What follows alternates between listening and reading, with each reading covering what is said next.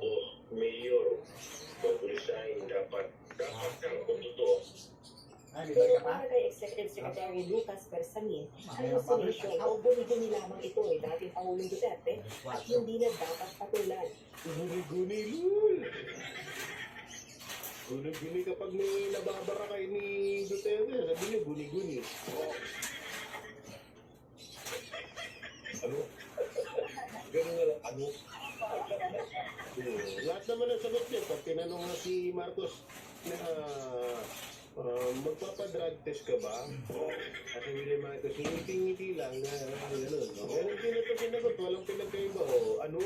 Oras tawa-tawa. At hindi na dapat Ganun nga lang, ano?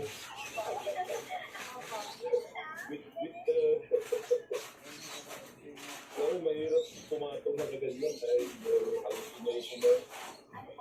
Hallucination. Eh, paano makakapasok nga si Trillanes nun kung walang matinding backer? Sige nga.